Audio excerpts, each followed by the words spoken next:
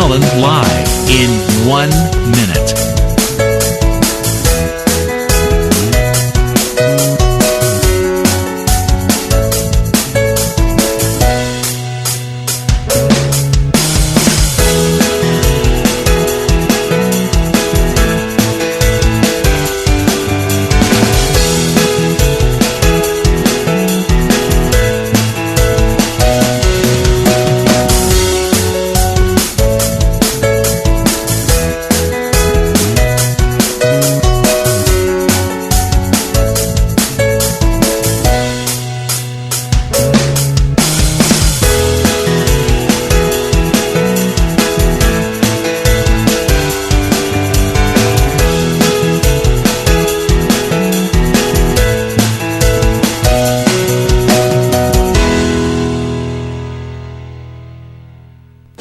Welcome to Lynn Cullen Live at pghcitypaper.com. Email your questions and comments to Lynn at pghcitypaper.com. All right. Whoops. Where am I? Here I am. I think. Yeah. Good morning. All right.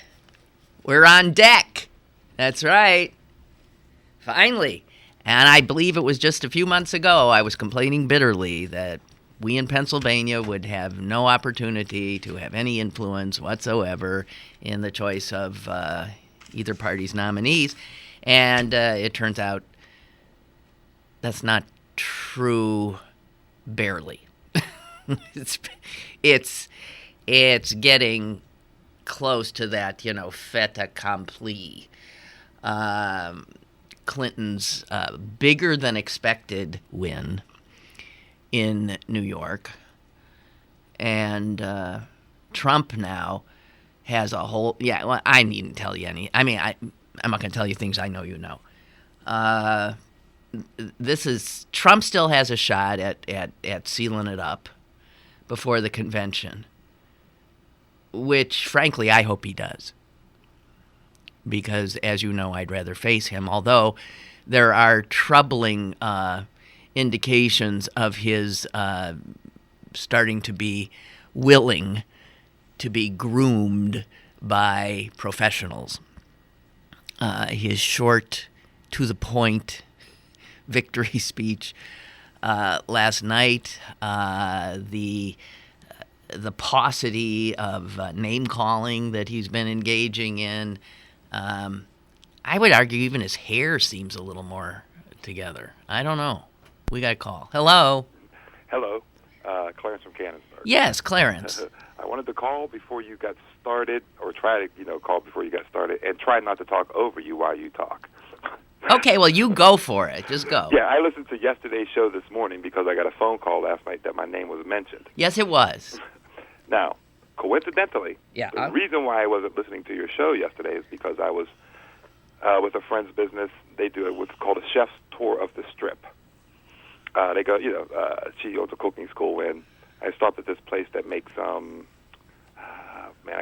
biscottis. Yes. Yes. The owner's name was Larry. Yes. I got to meet him. Yeah. And I mentioned that, hey, is Sam working? He goes, which one? Yeah, his son is named Sam. Yeah. I said, Sam Miller. He goes, yeah. Oh, great worker. That kid's great. I love him. He gave his son a bunch of compliments, man. That's nice. Which was really cool. Sam was in the bakery, yeah. In the bakery, which is down the street. Down the street, yeah. The other Sam, who I met, told me that. Yeah, yeah.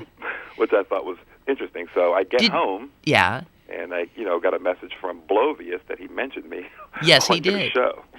I didn't recognize his voice. What's really strange is I had to I'm like, how could you not recognize Blovius's voice? But I think, she hasn't heard Blovius in 15 years, so easily, twice a week. So yeah, right. So I didn't recognize his voice when he did say he was calling. His first words were he was calling from the Adirondacks. I wondered, I have to admit, but I didn't recognize the voice. Yeah. So yeah. What did I want to know? Do you know that you speak of Larry, the owner of the place, Enrico Biscotti? Yeah. He is. Did you ever see the movie The Bread, My Sweet? No. Me either. And I still have to do that. But it was a locally, one of the first where Pittsburghers made a movie that actually got picked up, and it was well received. And it's frankly, my understanding is about him and that bakery. It's hard to imagine such a thing, and I really don't know what it is. Sounds like I'm super curious because I sat there and talked to the guy for 3 minutes and shook his hand and all kinds of good stuff. Yeah, his ex-wife. It's his ex-wife, his wife at the time, who produced it and wrote it. And my son hasn't seen it either, even though he's been working there. And I said, well, don't you want to see a movie about your boss and about the place you're working in? I'd see that in a minute. And Sam said, yeah, but who plays Larry? And I said, who? And he said, Scott Baio. Oh, he might have just turned me off to the movie. Yeah, right. So that's what's keeping us from it. Scott Baio, who I understand endorsed Trump recently. Yeah, I believe he did. Yeah. And because I was telling somebody, I said, he's trying to make himself relevant again because... I guess. He hasn't been relevant for a long... Why was he ever relevant? I have no idea. Well, he was on the Happy Days coattails. And he jumped the shark not long after, by the way. Oh, okay. That's who he is. Okay, yeah. But yeah, I think, matter of fact, I made like a little parody. If I could go through Facebook, because it was like, Bayo, me say Bayo.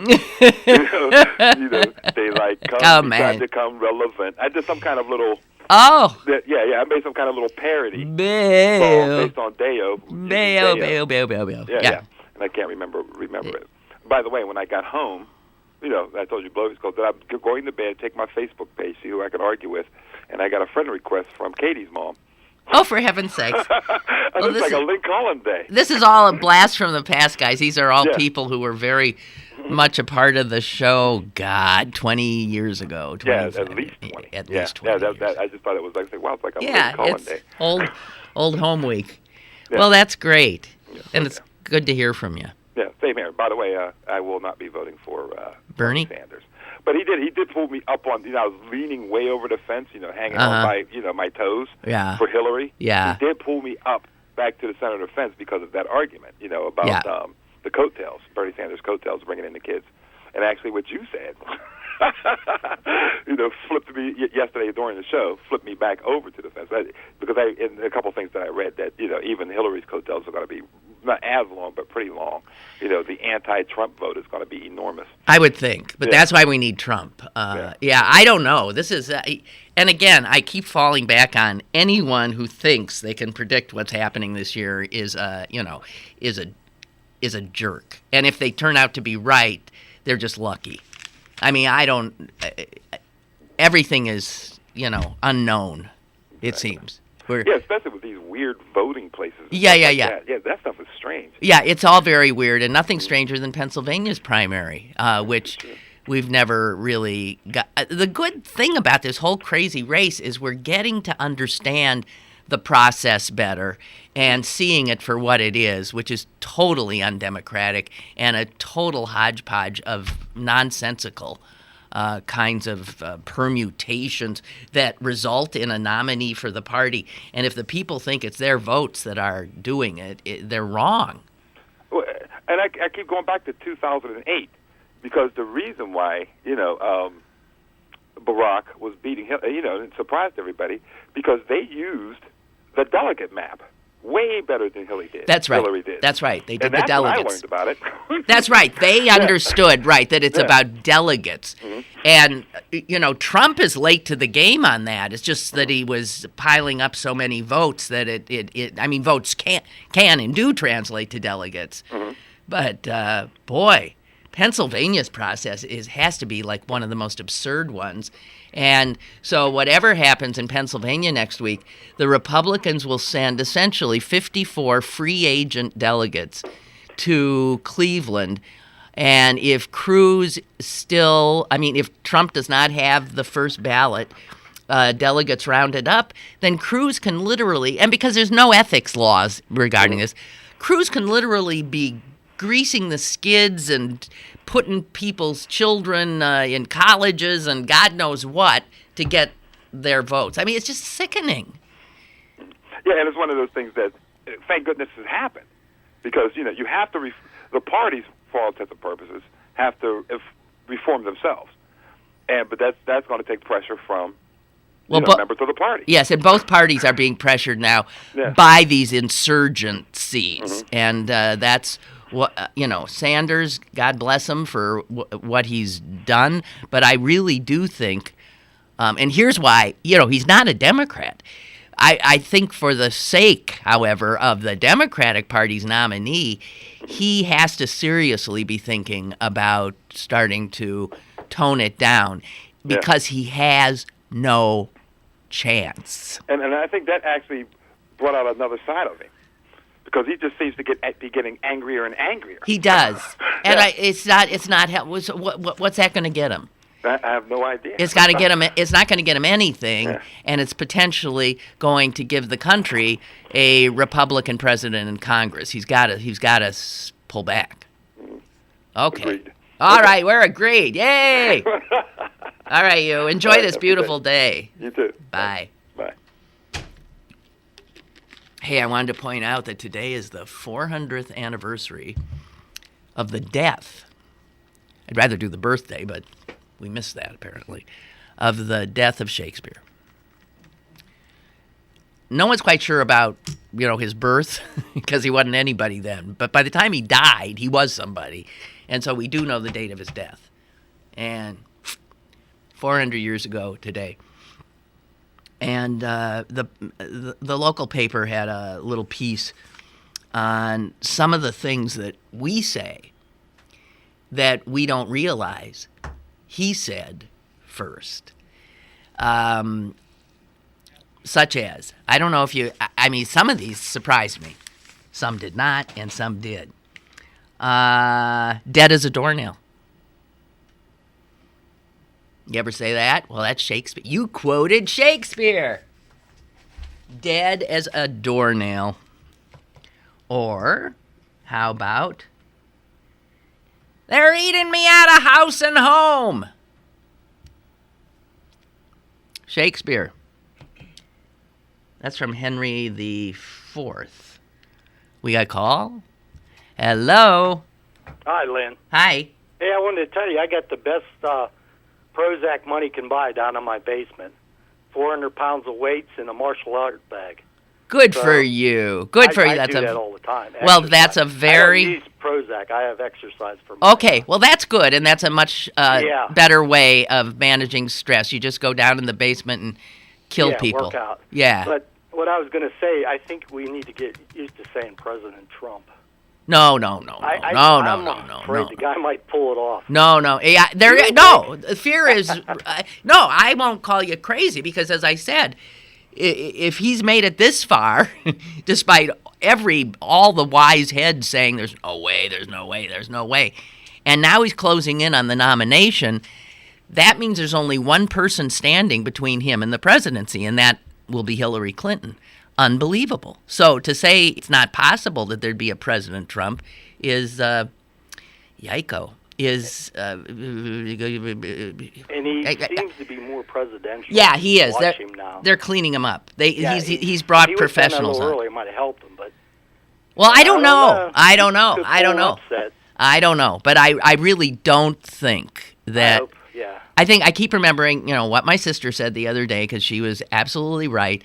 The reality is that not even a majority of Republicans want him. Right. So the American people, I don't think so. And he has that R next to his name. And he has the R next to his name. But he's still a Republican. Yeah. He's got a lot. Just keep focusing on the negatives. There's so many, it should keep you happy. Yeah, it'll be an interesting race. Yeah. But you should be in really good shape by the end of this election cycle, because I imagine you'd be running down to the basement a lot and punching that bag. I've been doing it for decades. So good for you. I do, that's all. That's good for you. Okay. Yeah. Thank you. Thank you. Bye-bye. Bye.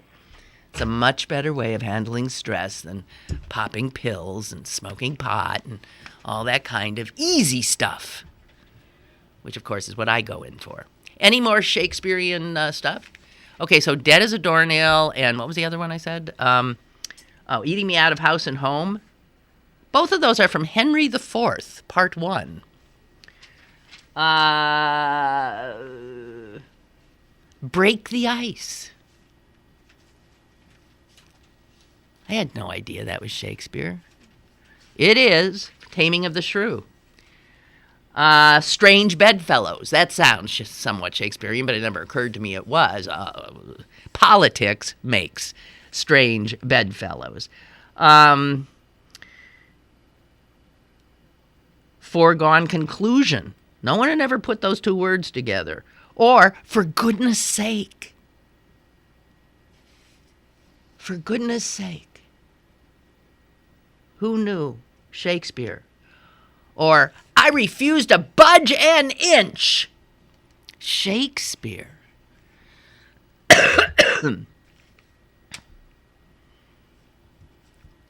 And she has a heart of gold. Shakespeare.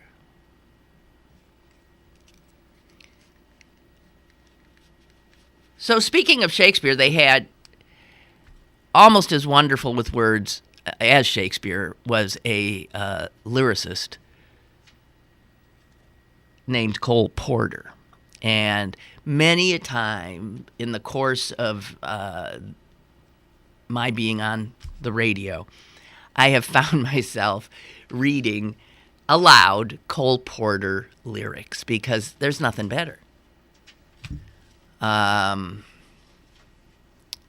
Like, do you know them? Do you know Cole Porter, Celine? Yeah? Like, Anything Goes is just the greatest, right?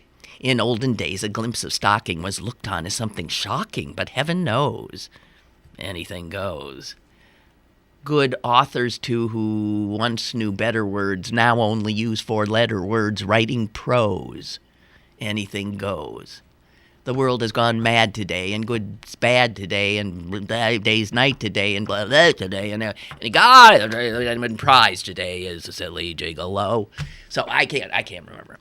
But here, I looked up, because he also, in Kiss Me Kate, which is Kiss Me Kate is based on The Taming of the Shrew.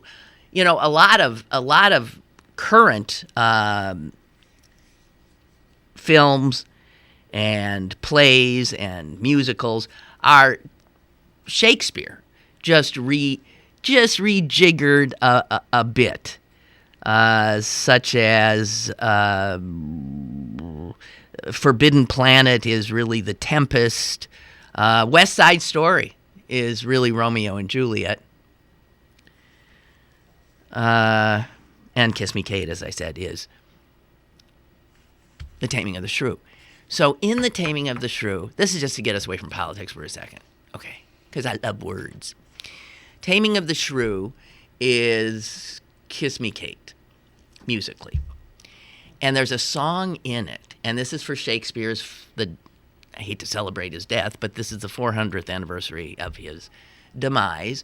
And, man, he packed a lot of stuff into his life, and the fact that 400 years later he's changed the way we speak, and I think is still widely believed to be the greatest playwright ever.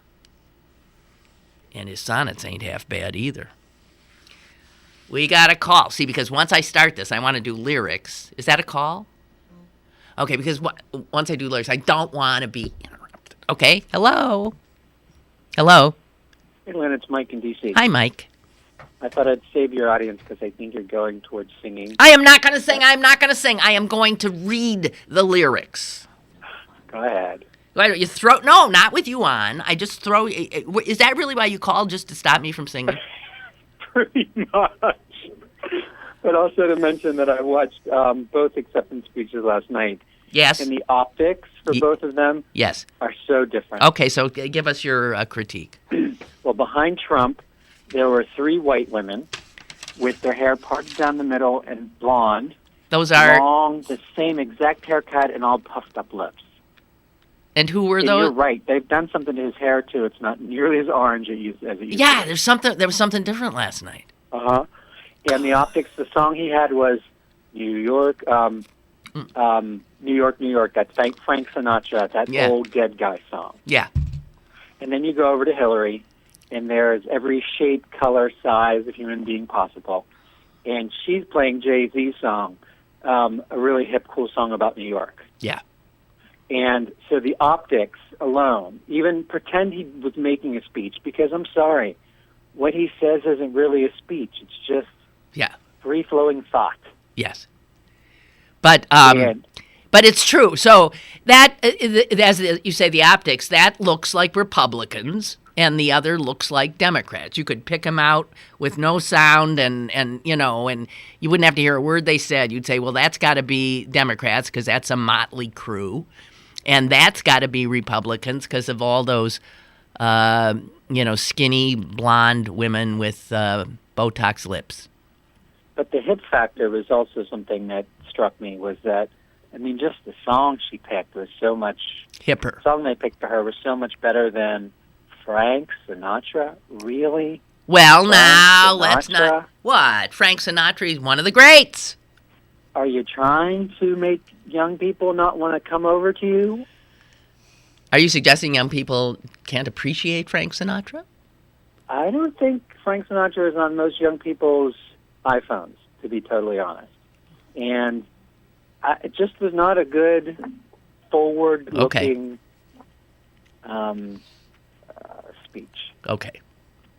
Well, the thing is, when Republicans try to use songs from current music, popular music, invariably the musician, right, jumps up, red-faced, protesting, "Don't you use my song!" Right? That's what happens. Right. So they never can. So they're forced to use, dead people. Dead people's songs. That's right.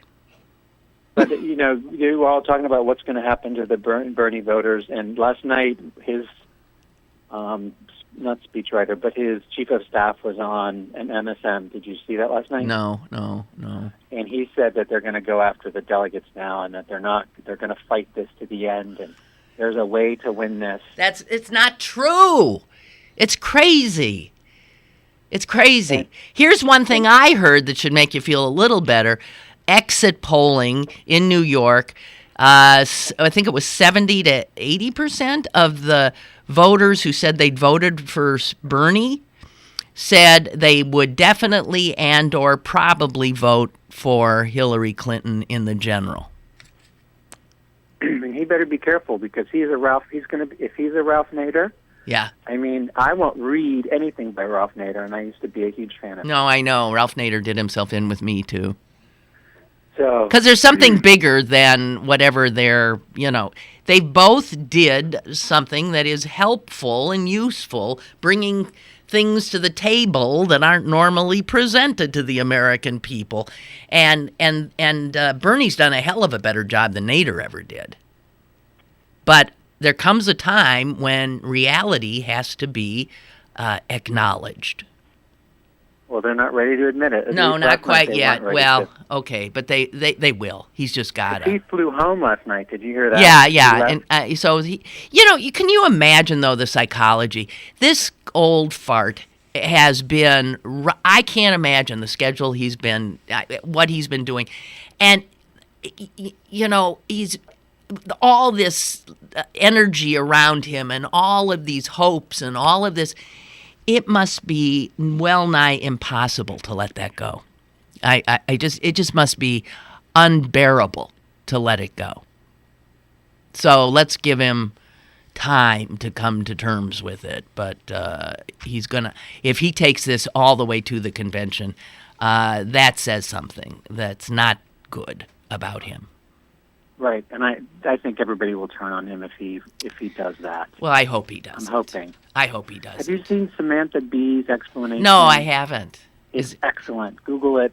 Look for it. She talks about why the delegates are designed that way. Why, after McGovern. Yes. After we get stuck with McGovern. The party leader said never again. Right.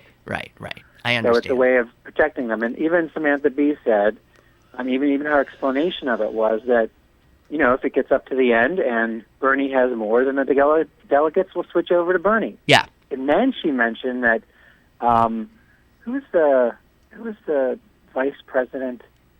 Mondale? No. What are you thinking about? One of the John Edwards. Oh, yeah. 2 days before, when he was running for president. Yeah. Right before the convention, he wasn't the nominee, but right before the convention, he got stuck, committing adultery with another woman while his wife was dying. Yes. And Samantha Bee says, this is the reason we have delegates, because they could have switched it at that point and said, no, we don't want this guy. Right. So, yes. Watch it. It's fascinating and a good history lesson about delegates. Isn't that funny how we're learning so much from comedians now? God help us. Okay, thank you. Okay. Thanks, Sure. Mike. Bye. And now for my next song. I won't sing it, but damn it, I want to read the lyrics to Cole Porter's Brush Up Your Shakespeare. This is for you, William. They're long, but I'll go for it. I'll try it. I'm just reading because the brilliance. Actually, it's the brilliance of Cole Porter. I want to show off here. Here we go. The girls today in society go for classical poetry. So to win their hearts, one must quote with ease Aeschylus and Euripides. One must know Homer, and believe me, Beau, Sophocles, also Sappho, ho. Unless you know Shelley and Keats and Pope, Dainty Debbies will call you a dope. But the poet of them all, who will stardom simply raven, is the poet people call the Bard of Stratford-on-Avon. And then there's the refrain, brush up your Shakespeare. Don't worry, I'm not going to start quoting him now. Brush up your Shakespeare, and the women you will wow. Just declaim a few lines from Othello, and they'll think you're a hell of a fella. If your blonde won't respond when you flatter her, tell her what Tony told Cleopatra. If she fights when her clothes you are mussing, what are clothes? Much ado about nothing. Brush up your Shakespeare, and they'll all kowtow. Okay, wait a minute. We got another refrain. I'm not going to do I'll just keep doing the refrains now. With the wife of the British ambassador, try a crack out of Troilus and Cressida. If she says she won't buy it or like it, make her tyke it. What's more, as you like it. If she says your behavior is heinous, kick her right in the Coriolanus. Brush up your Shakespeare, and they'll all kowtow. If you can't be a ham and do Hamlet, they will not give a damn or a damlet. Just receive an occasional sonnet. Just recite an Just recite an occasional sonnet, and your lap will have honey upon it.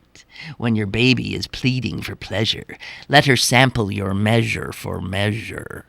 Brush up your Shakespeare, and they will kowtow. Better mention the Merchant of Venice when her sweet pound of flesh you would menace. If her virtue at first she defends, well, just remind her that all's well that ends well. If she won't give you And if still she won't give you a bonus, you know what Venus got from Adonis. Brush up your Shakespeare, and they will kowtow. Okay, well, never mind. One more. If your Goyle is a Washington Heights dream, treat the kid to a Midsummer Night's Dream. If she then wants an all-by-herself night, let her rest every 11th or 12th night. If because of your heat she gets huffy, simply play on and lay on, McDuffie. Brush up. There's a lot of little double entendres there, Cole. A lot of little measure for measures and McDuffie and lay on and whooey, yay. I'll tell you. In olden days, a glimpse. Okay, I won't. Let's back to you guys. Okay, okay. All the world's a stage.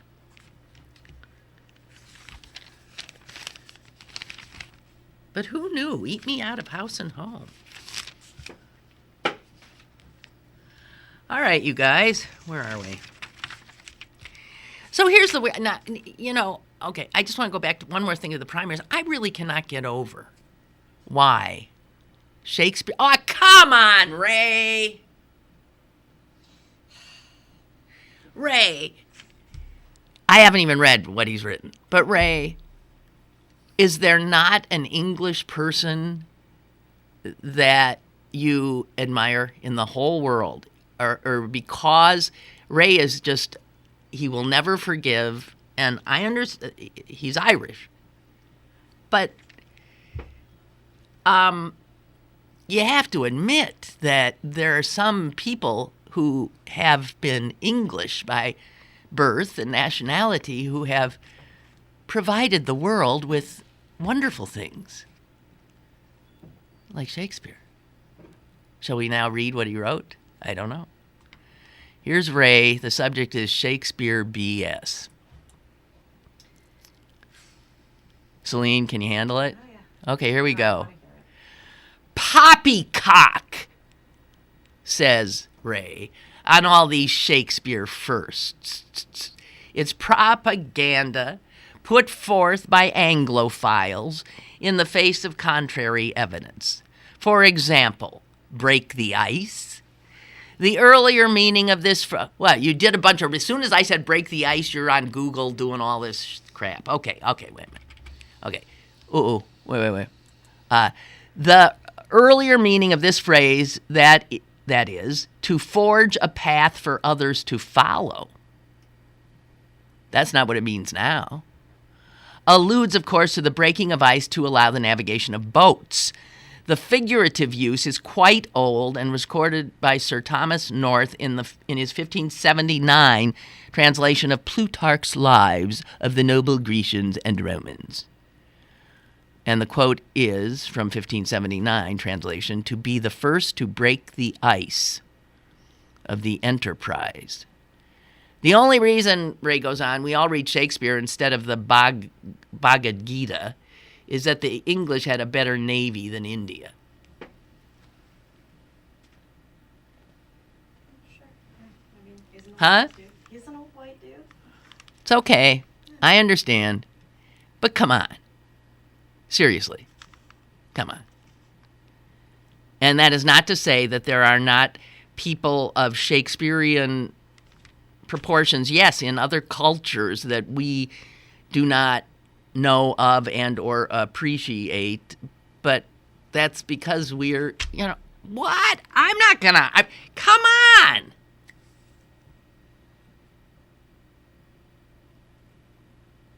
So I don't know how Shakespeare used the term break the ice. Did he use it meaning to clear a path? Because if he did, then maybe that had been done before. But break the ice as meaning to, as I would use it, which is to, what is it? To like begin I'm bad at that. I could no more have a job as at Webster's Dictionary than, because I can, even if I know what a word means, I can't explain what it means. Break the ice. Doesn't that mean to sort of start out, to take an uncomfortable position, a situation, and make it a little more, comfortable? So, I don't know. Ray, this kind of, and it is a bias that you have, however grounded in historical realities that you cannot forgive, can be, it's not good for you. That's all I want to say. I got some like that myself. I do, but it's not good to hold so tightly to a hate. It's just not.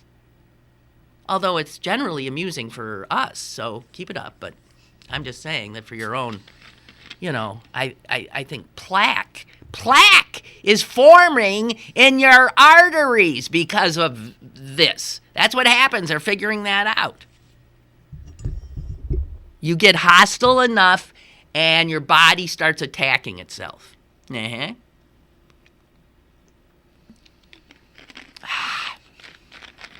So I do have to say that the Republican president. So you Republicans, are there any Republicans out there? Probably not. But the Republicans who go into a voting booth in a week,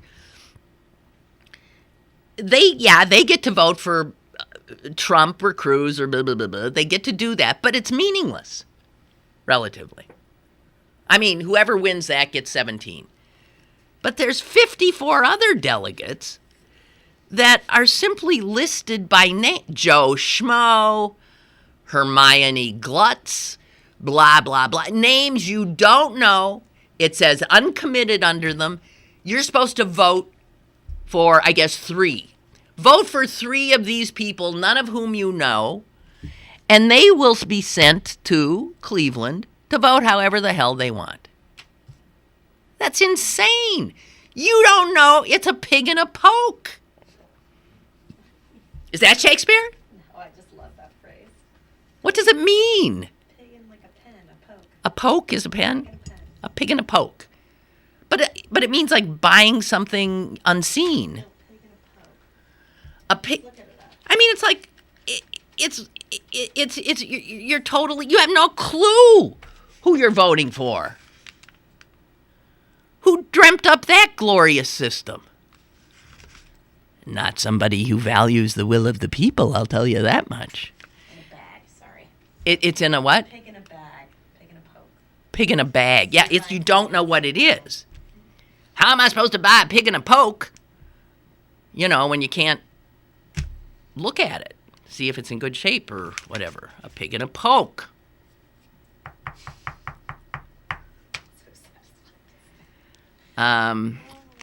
Okay.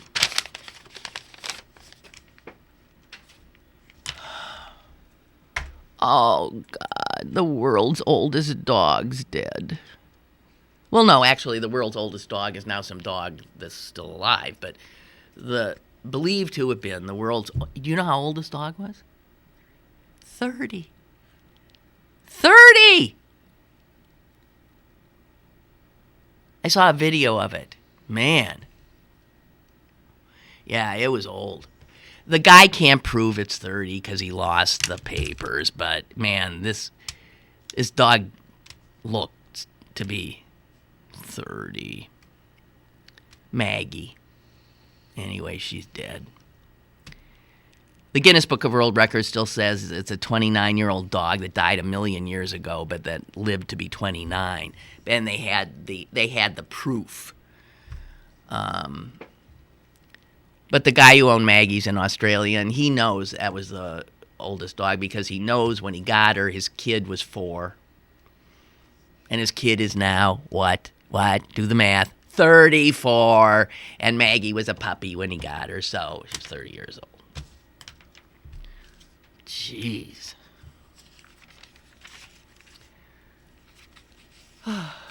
So,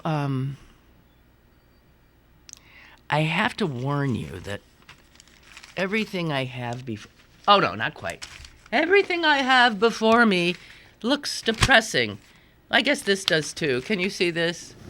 What does that look like to you? A toilet. It is made of solid gold. Yes, it is a solid gold functioning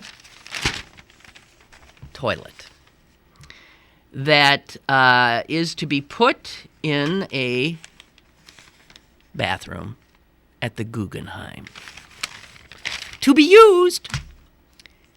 Hello? Lynn, sissy white liberal here. Jesus, what's How are going you? on? Come on, what is this? Why? Because Blovius called yesterday, did I hear? Yeah, Blovius calls from New York. Now, you're calling from where, Philly? Yeah. I wanted to know if you saw my commercial, Joe Sestak. I saw you in the Joe Sestak commercial. I think you did your line extremely well. There might be an Emmy in there for you. Well, all I know is I haven't any impromptu commercial requests for a hot dog manufacturer or anything yet. But you look good. I have to say, though, I don't think that's a good, I've got your 6. Is that what it is? Yeah, it's a little too contrived. It's way too contrived. It's nice, and sometimes you try to create a meme at times, but it doesn't. Anyway, obviously that's my endorsed Senate candidate.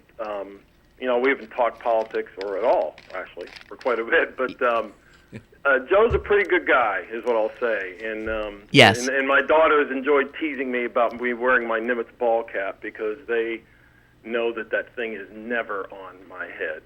You aren't proud of being a veteran? Well, I'm proud of it, but I don't.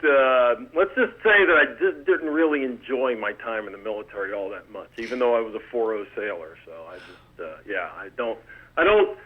I don't mind, letting people know I was in if they ask, but it's not something, that I feel the need to parade around, even though there's all those chicken hawks out there. So that's right. And what I want to know, though, is did you serve at the same time as Sestak? Joe and I would have been slightly concurrent in our tours of duty. He was not in the same battle group as the Nimitz, but he and I talked a good bit in the past. And he's been running for the Senate for quite a few years. Yes, now, actually, and I don't know Kathy McGinty from The Man on the Moon. I'm sure she's an okay person, and quite frankly, that's generally my take on Democrats, good Democrats running against others as well. Fetterman seems like a interesting fellow as well, I have to say. Yeah, you would like him. Joe's got such a compelling story from a national security perspective. I just love the way he talks about the Affordable Care Act. He's not afraid at all to talk about that he was all about getting that passed, and I think most of us admit that it's not the best plan in the world, but it's better than nothing because that's what we had before. But on Hillary and Bernie, I tend to agree with most of Bernie's takes on things. But me too. When I see Hillary Clinton, I see a human being that has been subjected to more crap in her lifetime than a human being deserves. And there's so much vitriol aimed at her simply because she is A, much smarter than the Republican field, and B, a lot better at the game than they are, too. So she's got my vote, I'll just tell you right now. Really? Even in the primary? Yep, absolutely. Wow. I mean, I just felt that way all along. I would like to send her a telegram, should such a means of communication still exist, or maybe a FedEx letter saying, look, do yourself a favor in this, Hillary. You're a lot smarter than just about everybody around you. Trust your instincts a little bit. I feel she's a little bit too contrived at times, and the politicians who are afraid to be themselves are usually the worst ones. And quite frankly, it's the most endearing aspect of Bernie. Kasich, in my opinion. Oh, Kasich, Bernie, like the Trump. only adult on stage. I think that's clearly his appeal. But they're all talking. I don't agree with 99% of what he says either. But no, but at least he behaves like a normal adult human being, and I can't say that about the rest of them. Well, that's a pretty low bar now, ain't it? Yeah, no, it really is bad. But just you brought up the oldest dog in the world. I just want you to know that Hercules is still alive. Are you kidding? Dog. He's 11 and a half years old. Last summer, he had stomach twisting surgery. And I don't know if you're familiar with that evolution in dogs, but usually it's fatal. I thought that's something sheep get. Yeah, it is, and usually larger animals, I guess. But I recognized that something was really wrong with him for whatever reason, and got him into surgery quickly. And lo and behold, $8,000 later, he's still here. So. Oh God! And that was like, well, here's the funny thing: you take him to the emergency room for surgery, and they tell you, your dog's going to die. And so Betty and I are crying. We're like, okay, this is it. Our girls are. Megan lives in Western PA. Trish is in the UK right now, actually at King's College for our semester abroad, right? So they're not home. This was last summer, but none of this stuff happened. But they don't live at home anymore. So we're thinking, okay, we've made our peace with it. They're gonna stabilize him so we could say goodbye. Well, when they stabilize him, they basically poke holes in his stomach to let the gas out. Right. The stomach is twisted. That's right. It up, right? Well, he instantly perked up like he was fine all of a sudden. They're like, wow, he And I told them that I got him there in less than 45 minutes from when the event started. I'm sure that they thought that was a little bit of an exaggeration, but they said, no, we think we can save him if you got the money. It's like, we really don't have the money. So I'm like, okay, well, we'll start with the Amex card. That'll buy me 45 days. Oh, dear. Figure out how to pay for it. But they found that he had gallbladder cancer. And, we're thinking we're not going to chemotherapy a dog. This is the dog we just spent $8,000 on. And 8 months later, he just had an x-ray the other day. His tumor has not grown at all. He's been on homeopathic things. I mean, Lord knows if they're working. And, I tell my wife, human being doctors can certainly misdiagnose, so can... So he's how old? He's 11? 11 and a half. Isn't that... That's really old. Really old. What's the average lifespan for one of... I mean, for God's sakes, they can't even breathe. Less than 6 years is the average lifespan of an English bulldog. So. Less than 6 years? So yeah. And he's going on 12. And I know that you've gone through this. I told my wife, I said, I do not want another animal. The emotional turmoil that you go through when you're about to lose one. It's I work out of my house unless I'm traveling. And so I'm always around this dog. Whenever I do travel, Betty says he's always really depressed and all that stuff. But he's my work partner, and I know. It's just losing an animal is just so traumatic. I mean, it really is. It really is. Anybody that has pets knows what that's like. So I still, it's the thing that's hard to do is ever get another one after you've been brought so low by the loss of and I mean, one it's of the these. old, the better to have loved and lost than never have loved at all. Yes, right. Thing, right? So, that's right. I mean, I guess I get that, and, and the other thing is, again, when I'm traveling, and Betty's home by herself now, because my girls are elsewhere, it's nice for her to have the animals. Yeah, absolutely. It's a warm, wonderful body who's... Yeah. I hope he's appreciative of you going into debt to save his life. That, and I mean, his drug regimen, we have to buy. I mean, I buy it in advance and freeze it, but I alternate between really good ham and roast beef to give him his pills. So, and we go to Costco and we give him like a third of a canned chicken with every meal that he gets. I mean, like human being chicken. Like I eat some of it myself usually when I'm feeding this dog. So, Aww. But I wouldn't mind coming back if reincarnation is real as an American, well-loved pet. No, as your dog. Right. Cat, Yeah. either because I like cats. Yeah, I love cats too. How can you not love these animals? God, they're wondrous. Oh, I'm so glad to hear he's still around. And, because they're not meant to live. They can't breathe. Well, he actually doesn't have most of those problems. That's the really weird part. He doesn't have hip dysplasia. The problem is disreputable breeders who, the ones who have problems, they're such money-making dogs, not just for veterinarians, but for breeders too. But so there's this propensity to breed the ones with a lot of physical defects. But we bought him from a puppy mill. We lived in Pittsburgh then. We didn't really know what puppy mills were. We thought we bought him off an Amish farm in Lancaster. That's a puppy mill. Like a virtuous thing. Yeah, right. The Amish, they wouldn't do anything bad. Yeah, right. No, that's what your perception is. I know. You're on the outside looking in. I know. You live here, and you find out now that's where the puppy mills are. So, but yeah, he's been a remarkable dog. He still farts and burps and snores a lot. So that's what a bulldog does. Well, that is. What a nice, it's Old Home Week. I'm sorry to anybody who doesn't go back, but Sissy White Liberal and Blovius and Clarence were mainstays of the program.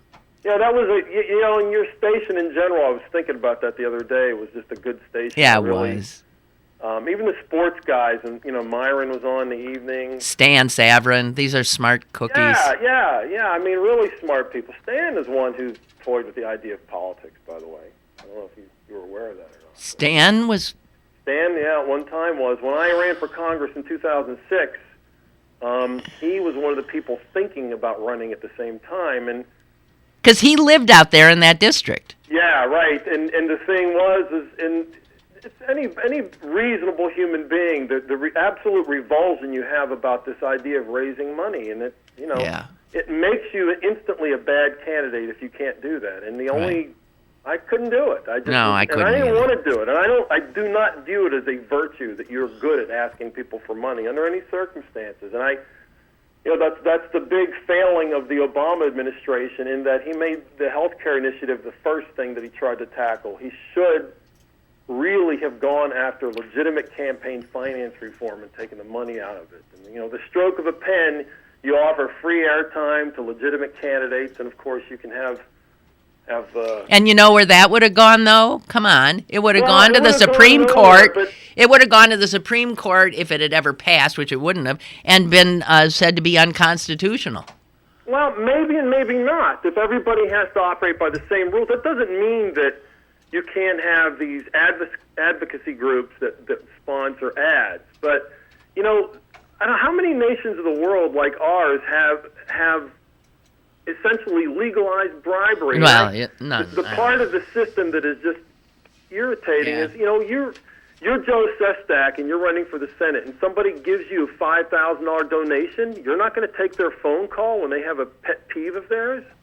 Of course you are. You bet you are. Human nature to do that. That's not right. A Republican or a Democrat thing. Yeah. Yeah. So it's a system designed to create problems in that way. And if you made it illegal for anybody, or if you wanted to donate to a candidate, it had to be an anonymous donation. There could be ways to do it so that if good government is really what you're after, you could foster a system like that. I mean, that's what the income tax checkoff box is kind of all about. Yeah. Right now, yeah. Right. So. Yeah. But anyway. Oh, it's such a pleasure to talk to you, Tom. Thank you. Okay, take care, Lynn, and let's go Pens. That's my favorite thing. Yeah. I really hate all the Philadelphia sports. Well, of course you do. You can never become a Philly fan, even if you live there. No, it's not even possible. No, it's absolutely, totally. Yeah, it was funny. I don't know if you're aware that in Philly, I'm sure you're not, the sports meme right now was that they were all very upset at the Penguins fans who booed Ed Snyder's name when it was announced that he had passed away, the owner of the Flyers. And, my one retort to those Flyers fans was, do you really want to get into a who's the worst drunken sports fan contest with Pittsburgh, between Pittsburgh and Philly? I think Philly's going to win that one. I think, Philly's notorious. Yeah. All right. Hey, take care, Lynn. You too. You too. Bye. Wow, I would have thought that was a Bernie Sanders vote. He's not voting for Bernie. That's interesting. Okay. Henri for Ray. Guinness beer is overrated. That's from Henri. The Irish can't play soccer and will never play in the UK's Premier League. And number 3, St. Patrick was actually Italian. Woo! Bring it on. Okay. Now, and Margie says Ray is my George Costanza. What? Ray. Okay, Dorothy writes, I'm just a little concerned about all these listeners from the old days resurfacing. Is this some sort of foreshadowing? What do you mean? Foreshadowing what? Foreshadowing what? Anytime somebody says foreshadowing, it sounds bad. Why would it be bad if these... I think it's because... actually, Sissy White Liberal and Blovius are very political people, and they're thinking about maybe campaigns past and the fun that used to be for all of us to talk. No, I refuse to. I don't even know I don't know what you're talking about. Gigi, so good to hear. Listen to this, guys. So good to hear, says Gigi, from Blovius, Sissy White Liberal, and of course, Clarence. Enjoy the day, Lynn. Thank you, Gigi. Yeah, well, when Sissy White Liberal called, I was showing you a solid gold toilet. It's a work of art. It's a work of art. And if you don't think it is, well, then you're just some friggin' yinzer, ain't you? Huh? You got no sophistication now, do you? Oh, God, I'm sorry, I just do have to tell you this funny. I don't know if it'll be funny. I stopped in a clothing store yesterday, and it's a pricey clothing store that has unusual clothes. Been there for a long time. And this, by the way, and I bought a dress that I will never wear. I realized it. I put it in my closet. I looked at it and I thought, what the hell were you thinking? It's for a young woman. But I put it on, and I guess I felt like a young woman in it. But I think if an old woman shows up in that dress, people talk. I don't think I have the nerve anymore to... Isn't that awful? It even has an Oscar Wilde quote on the... So I'm in this fancy place, and a woman walks in who... This is going to sound really classist, and it is. Walks in, who looks like she doesn't... You're surprised to see her in this store. She's going through the Alexander McQueens and the thises and the that's, these dresses and things for outrageous amounts of money that no one in their right mind would spend unless you're rich and skinny and all this kind of stuff.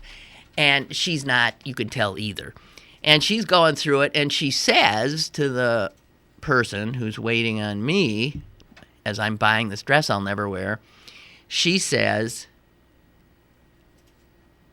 "Hey, did Yins sell this? I mean, did Yins do the whatever?" So she's asking if it was a different owner. And the clerk who was waiting on me said, No, we're still the same as we've always been. And the woman said, "Well, I just asked because as she continues to go through these, she said, it just seems to me that Yin's used to be a much classier place." And there was something so funny about Yin's and used to be a classier place that sometimes it really, nobody laughed, nobody said anything, but there was something so hysterical about that to me. It was So anyway, gold toilet bowls, sort of in the same realm. This is by the Guggenheim is putting this on display. It's gonna be in a bathroom all by itself. The artist says it isn't art until you use it. And so people will stand in line to go in there and in this gold, yeah.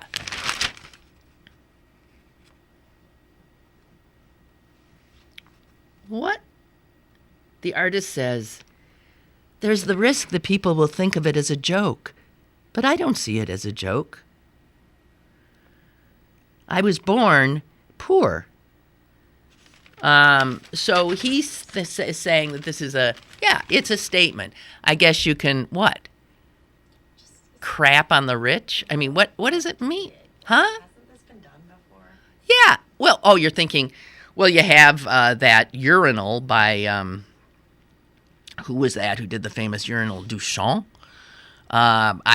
Look, all I know is this is bullshit. And one can only, this is solid gold.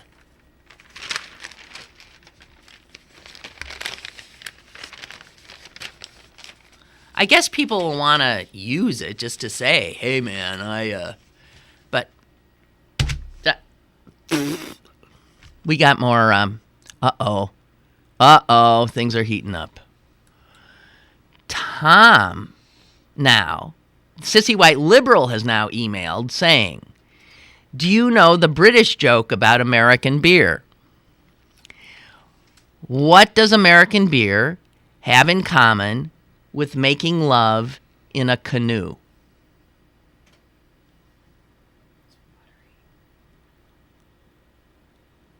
And the Brits' answer is both are fucking near water. Do you think that's funny, Celine? Celine's an expert on booze. So, okay, she says that's pretty good.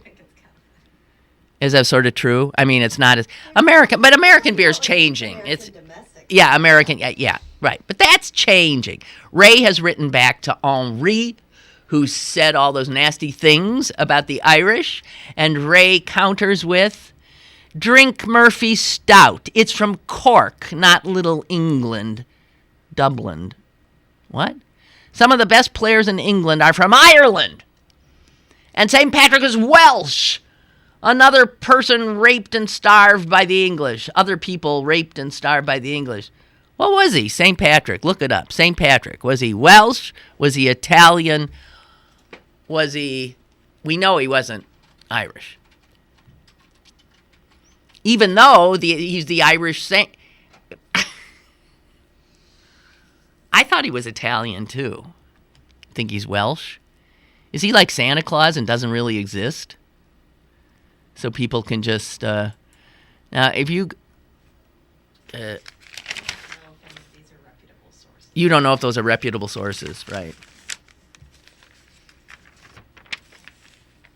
Oh, my God, the show's over. Well, I didn't know that. I didn't know it. I was about to launch into something. But thank God for all of us. We needn't bother. All right. Thank you very much for whatever. And I'll... Jeez. I always think of what Sanford Meisner said to me. By the way, I found out that Ann Jackson, whose obit I read the other day, she studied with Sanford Meisner, the guy I studied with. Well, it obviously took better with her than with me, but what Meisner said to me is, you couldn't make an exit if your life depended on it. And I prove that at the end of every show. Bumble, mumble, bumble, bye.